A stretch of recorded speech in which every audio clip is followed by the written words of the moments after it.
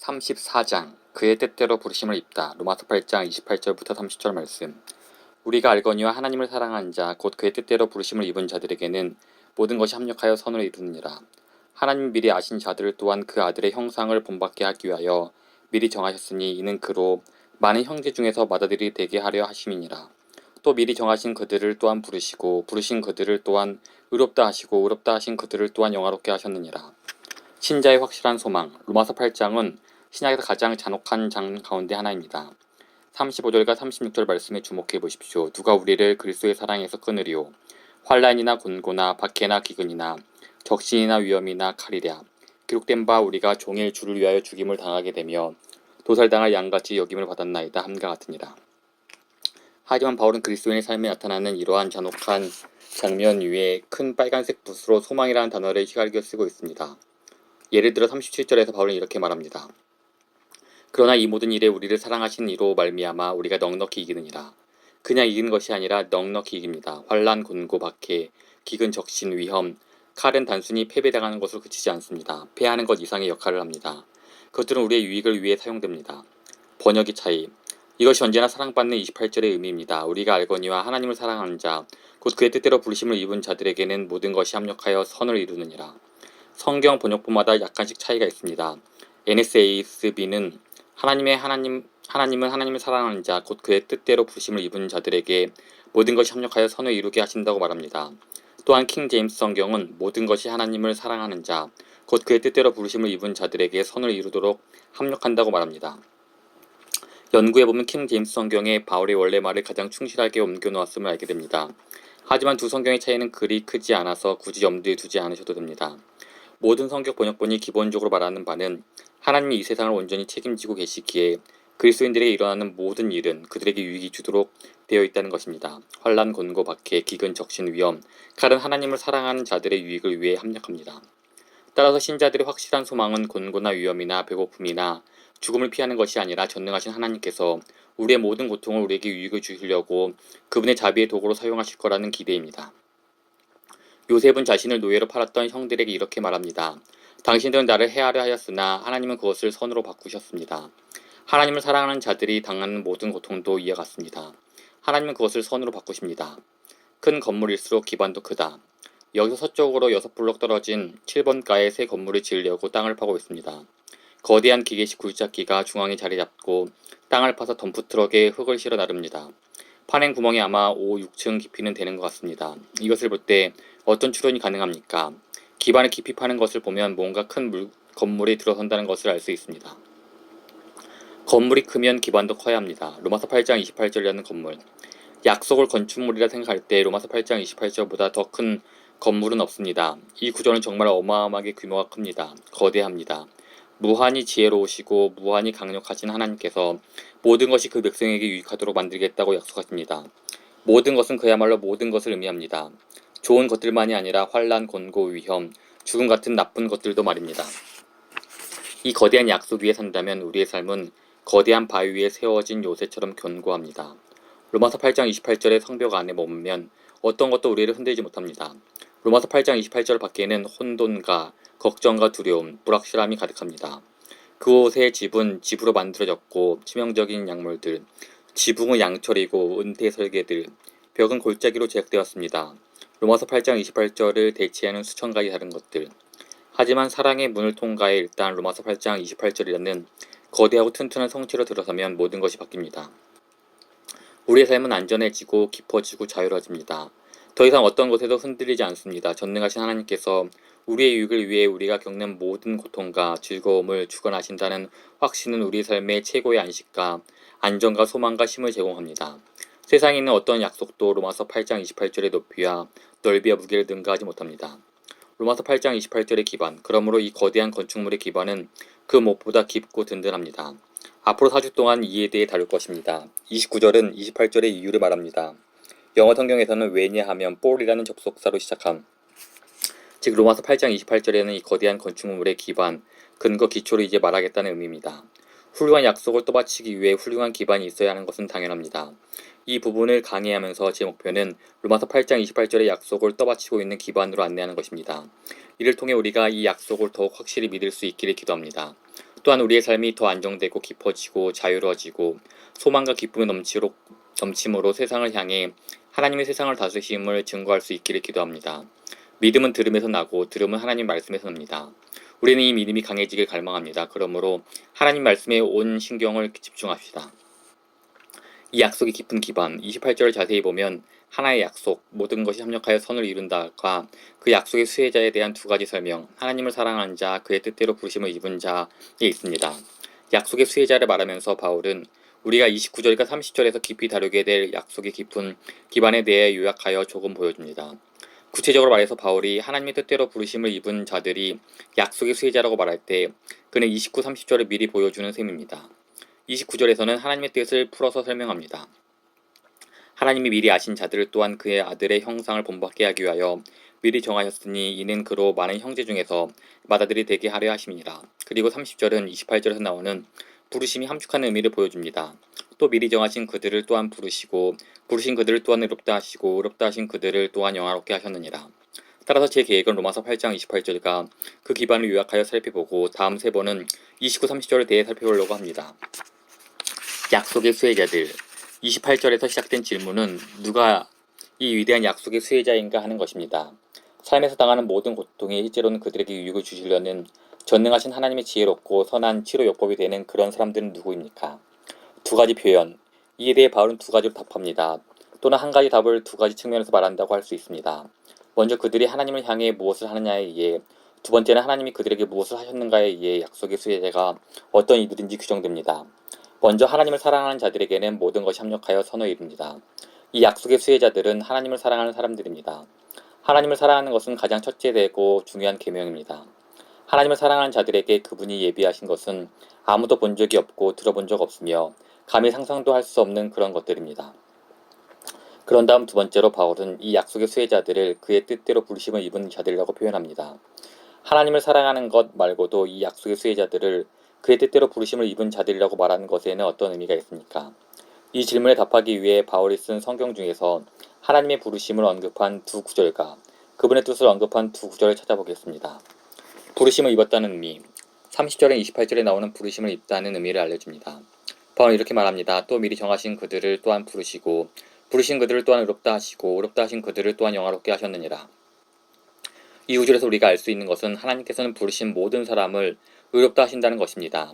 하나님은 그들이 무죄라고 선언하십니다. 그들을 용서하십니다. 그들은 의롭다 여기시고 그분의 자녀가 됩니다. 부르신 그들을 또한 의롭다 하셨습니다. 부르심을 입은 자들은 의롭다 여겨진다.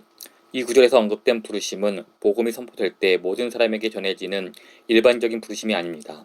만일 그랬다면 복음을 듣는 모든 사람이 의롭다함을 얻어야 할 것입니다. 30절 말씀은 부르신 그들을 또한 의롭다 하시고 라고 말합니다. TV를 통해 빌리 그레이엄 목사님이 그리스도께로 부르는 소리를 듣는 모든 사람이 로마서 8장 30절의 의미로 부름을 받은 것이라면 그들도 모두 의롭다함을 얻어야 합니다. 부르신 그들을 또한 의롭다 하시기 때문입니다. 하지만 바울은 이런 일반적인 의미의 부름을 받은 모든 사람이 의롭다함을 받는 것은 아니라고 분명히 가르칩니다. 우리는 믿음으로 의롭다 하심을 받습니다. 이런 일반적인 의미로 부름을 받는 사람 모두가 믿음을 갖는 것은 아닙니다. 따라서 모두 의롭다함을 받지는 않습니다. 그런데 바울은 로마서 8장 30절에서 부르심을 입은 자들이 의롭다함을 얻는다고 말합니다. 그리스도는 부르심을 입은 자들에게 어떤 존재인가? 바울은 고린도전서 1장 23, 24절에서 우리를 위해 입장을 분명히 밝힙니다. 우리는 십자가에 못 박힌 그리스도를 전하니 유대인에게는 거리끼는 것이요 이방인에게는 미련한 것이로되 오직 부르심을 받은 자들에게는 유대인이나 헬라인이나 그리스도는 하나님의 능력이요 하나님의 지혜니라. 바울이 그리스도를 유대인과 이방인에게 차별 없이 전하고 있다는 점에 주목하십시오. 그런 의미에서 모두가 부르심을 받습니다. 하지만 이것은 바울이 사용한 부르심이라는 단어의 의미는 아닙니다. 바울은 일반적인 부르심을 듣는 사람들 중에서 부르심을 입는 사람들이 있다고 말합니다. 그리고 이렇게 더 좁은 의미에서 부르심을 입는 사람들은 그리스도를 거리끼는 것이나 미련한 것으로 여기지 않습니다. 오히려 그들은 그분을 하나님의 능력과 하나님의 지혜로 여깁니다. 24절입니다. 오직 부르심을 받은 자들에게는 유대인이나 헬라인이나 그리스도는 하나님의 능력이요 하나님의 지혜니라. 효력 있는 하나님의 부르심. 그래서 바울은 복음이 전파될 때 하나님은 어떤 사람들을 더욱 강력하게 부르셔서 예수 그리스도에 대한 그들의 마음과 생각을 바꾸셔서 믿음과 사랑을 받아들이게 만드신다고 가르칩니다. 바로 이런 이유에서 바울은 로마서 8장 30절에서 칭의는 믿음으로만 얻어지는 것임에도 불구하고 부르심을 입은 자들은 의로워진다고 말합니다. 하나님의 부르심이 믿음을 가져옵니다. 하나님이 부르시면 소경의 눈이 열려 예수님이 하나님의 지혜요 능력임을 보게 됩니다. 바울이 생각하는 하나님의 부르심은 멍멍아 이리온 하며 애완동물 부르는 것과 같지 않습니다. 멍멍이는 올 수도 있고 오지 않을 수도 있습니다. 오히려 하나님의 부르심은 예수님이 죽은 나사로를 부르신 것 같습니다. 나사로야 나오너라. 그 부르심에는 명령한 것을 이루어지게 하는 능력이 있습니다. 반드시 효력을 발생시키는 부르심입니다. 그래서 바울은 로마서 8장 30절에서 부르신 그들을 또한 의롭다 하시고 라고 말할 수 있었습니다. 그들이 의롭다 함을 얻을 것이 확실한 이유는 인간을 의롭게 만드는 믿음이 효력 있는 하나님의 부르심에 의해 생겨난다는 사실에 근거합니다. 그러므로 로마서 8장 28절이 하나님을 사랑하는 자 곧 그의 뜻대로 부르심을 입은 자들에게는 모든 것이 합력하여 선을 이루느니라고 말할 때 이것이 의미하는 것은 이 위대한 약속의 수혜자들은 한때는 하나님을 사랑하지 않았지만 지금은 하나님께서 친히 그들을 어둠에서 빛으로 불신에서 믿음으로 죽음에서 생명으로 결정적으로 불러내셨고 그들 안에 자신의 향한 사랑을 심으셨기 때문에 하나님을 정말로 사랑하게 된 사람들이라는 것입니다. 반드시 효력을 발생시키는 이러한 하나님의 부르심은 신명기 30장 6절의 약속에 대한 새로운 언약의 성취입니다. 네, 하나님 여호와께서 내 마음과 내 자손의 마음에 할례를 베푸사 너로 마음을 다하며 뜻을 다하여 내 하나님 여호와를 사랑하게 하사 너로 생명을 얻게 하실 것이며 부르심을 입은 자들에게 너무나 확실한 로마서 8장 28절 로마서 8장 28절의 약속을 받은 자들이 그 약속을 하나님께서 반드시 성취하시라고 확신할 수 있는 이유는 하나님 직접 그들을 그 언약으로 부르셨고 그 언약에 맞는 자격을 갖추게 하셨기 때문입니다. 이것은 하나님이 어떤 잔치 자리를 마련하신 후 모두를 초대하면서 관계자 앞이라고 주소를 적어 단체 메일을 보내는 그런 차원이 아닙니다. 오히려 하나님이 친히 차를 몰고 우리 집에 와서는 집으로 들어가서 우리를 직접 데리고 나온 후에 차를 태우고 로마서 8장 28절의 잔치 자리에 이끌어 그 자리에 걸맞는 사랑의 옷을 입히고 자기 아들의 오른편에 앉히는 것과도 같습니다. 이렇듯 하나님이 주도적으로 우리 인생을 이끄신다면 모두 자비로 인도하실 것이고 모든 것이 합력하여 선을 이루게 하실 것은 더욱 확신할 수 있지 않겠습니까? 하나님의 주권적이고 반드시 효력을 발생시키는 이 부르심을 받아들이지 않는다면 이렇듯 깊고 놀라운 약속을 우리 스스로 거부하는 꼴이 됩니다. 어느 것과도 비교할 수 없는 이 놀라운 약속을 받아들인다는 것이 무엇을 의미하는지 알 때 우리는 그리스도인으로서 힘 있게 살아갈 수 있습니다. 그런데 반드시 효력을 발생시키는 하나님의 부르심에 의해 우리가 그 약속의 수혜자가 되었다는 것으로 우리에게 확신을 주기 충분치 않다는 듯 바울은 그의 뜻대로라는 말을 덧붙입니다. 하나님을 사랑하고 그의 뜻대로 부르심을 입은 자들에게는 모든 것이 합력하여 선을 이룹니다. 바울은 왜 그의 뜻대로라는 말을 덧붙이는가? 바울이 그의 뜻대로라는 말을 덧붙이는 이유는 무엇일까요? 하나님의 부르심은 우리의 목적이 아닌 하나님의 목적에서 비롯된 것임을 더욱 분명하고 강력하게 말하기 위해서라고 생각합니다. 하나님의 부르심은 우리가 하려고 계획했던 어떤 일에 대한 반응이 아닙니다. 하나님에게는 부르신 자들을 위한 나름대로의 높고 거룩한 목적이 있고 하나님의 부르심은 우리의 목적이 아닌 하나님의 목적에 부합합니다. 하나님께서 직접 차를 몰고 와서 우리를 태우고 로마서 8장 28절에 잔치 자리로 데려가신 것은 그것이 우리가 세운 구원의 목적에 부합하기 때문이 아니라 하나님이 세우신 구원의 목적에 부합하기 때문입니다. 만약 우리가 우리를 구원하고자 목적을 세우기를 하나님이 기다리셔야 했다면 우리는 지금도 집에서 TV나 보고 있었을 것입니다. 진정한 이스라엘과 진정한 아브라함의 자녀. 그의 뜻대로라는 이 짧은 표현에 담긴 심을 제대로 보려면 이 말이 사용된 다른 본문인 로마서 9장 11절로 가야 합니다. 문맥으로 볼 때 바울은 모든 이스라엘 백성이 진정한 이스라엘이 아니고 아브라함으로부터 나왔다고 모든 사람이 아브라함의 자손이 아니라고 말하고 있습니다. 그리고 진정한 이스라엘이 되거나 진정한 아브라함의 자녀가 되게 하는 차이는 사람의 것이 아닌 하나님의 목적과 부르심에 있다고 말합니다. 10절부터 12절 말씀을 보십시오. 그뿐 아니라 또한 리브가가 우리 조상 이삭 한 사람으로 말미암아 임신하였는데 그 자식들이 아직 나지도 아니하고 무슨 선이나 악을 행하지 아니할 때에 택하심을 따라 되는 하나님의 뜻이 행위로 말미암지 않고 오직 부르시는 이로 말미암아 서게 하려 하사 리브가가 이르시되 큰 자가 어린 자를 섬기리라 하셨나니. 이 말씀은 야곱과 에서 리브가의 쌍둥이 아들의 예를 통해 하나님의 부르심의 속성을 보여주고 있습니다. 야곱과에서는 같은 태에 있었습니다. 그들은 아버지도 같습니다. 무슨 선이나 악을 행하지도 않았습니다. 그런데 하나님은 에서가 아닌 야곱을 사랑하였습니다. 왜 그렇습니까? 왜 하나님은 한 사람은 부르시고 다른 한 사람은 부르지 않으실 정당한 근거를 발견하기 위해 그들이 장성할 때까지 기다리지 않으셨을까요? 왜 하나님은 그들이 태어나기도 전에 그분의 선택을 보여주셨을까요?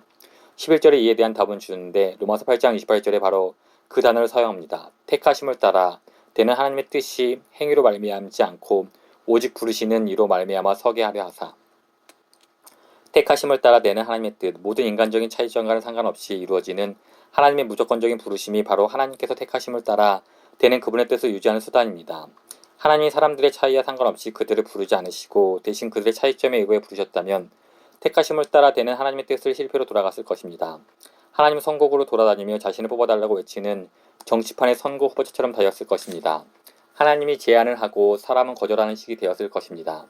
하나님 선거구의 크기와 구성원은 결국 사람의 투표로 결정되었을 것입니다. 그리스도인의 선교가 성공하고 모든 방언과 민족과 백성과 나라에서 회심자들이 나올 가능성은 전적으로 사람의 투표에 달렸을 것입니다. 하지만 사도 바울은 하나님이 그런 분이 아님을 압니다. 바울은 하나님이 야곱과 에서가 태어나기도 전에 에서가 아닌 야곱을 택하심으로 택하심을 따라 되는 하나님의 뜻이 야곱과 에서의 행동이 아닌 자신의 부름, 택하심을 따라 되는 그분의 뜻에 맞는 부름에 근거하여 서도록 하셨습니다. 요약. 그렇다면 로마서 8장 28절의 기반은 무엇입니까? 하나님을 사랑하는 사람들은 환난과 공고와 기근과 적신과 위험과 칼이 사실상 그들을 위해 합력하여 선을 이룰 거라는 확신을 어디서 발견합니까? 하나님을 사랑하는 사람들은 또한 하나님에 의해 부름을 받는 사람들이라는 것이 답입니다. 그리고 이러한 부르심은 하나님을 향한 우리의 헌신처럼 흔들리고 불확실한 어떤 것이 아닌 택하심이라는 하나님의 영원한 뜻, 하나님 그 택하심으로 우리 행동과는 상관없이 우리를 사랑하십니다. 에만 근거한다는 것이 답입니다. 우리 삶에서 생겨나는 모든 어려움과 행복이 우리 유익을 위해 작용할 거란 확신은 성경에 그렇게 약속되어 있다는 사실에 근거할 뿐 아니라 하나님이 영원전부터 그분의 자비하심으로 우리를 선택하셔서 그분의 잔치를 즐기게 하셨고 하나님을 사랑하는 마음을 가진 존재로 우리를 부르심으로써 우리가 선택받았다는 증거를 주셨다는 사실에 근거합니다. 정말 그렇지 않습니까? 하나님을 사랑하는 자, 곧 그의 뜻대로 부르심을 입은 자들에게는 모든 것이 합력하여 선을 이루느니라. 아멘.